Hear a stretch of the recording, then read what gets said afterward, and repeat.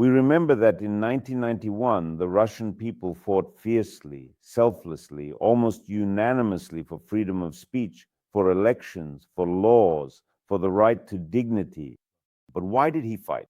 Because the population was convinced that all these liberties, all these freedoms were some sort of mandatory add-on to burgers, nightclubs, and jeans, that without all of that, there simply couldn't be burgers, nightclubs, or jeans.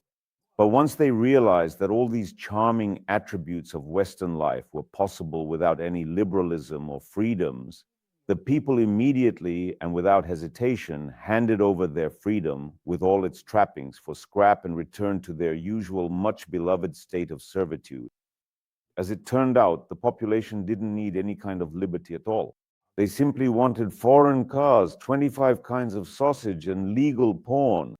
That's exactly what the heroes of Moscow's August in 1991 died for, and not at all for freedom of speech or the abolition of communist arbitrariness. Well, in fact, we can see that this is the case. If only the CPSU Central Committee had had the sense to satisfy back then the people's thirst for shopping, for resorts, and for chewing gum, the USSR would probably still be alive today.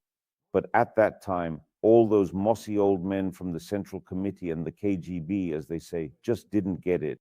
They failed to recognize the true motivation of the people and were overthrown because they stood in the way of the people's access to 25 varieties of sausage.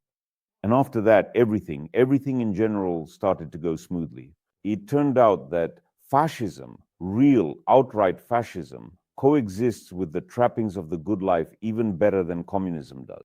You can have all of that under it too. And this fascism doesn't encroach on all sorts of little amusements. It doesn't touch this neon picture. And by leaving it alone, fascism provides the level of violence and lawlessness from those in power that Russians are used to. Yes, terrible words, but that's what we see in reality. We don't see any riots or outrage, except for a few isolated cases shown by some remarkable brave people. They exist too, but there are so few of them that they can't make any real difference.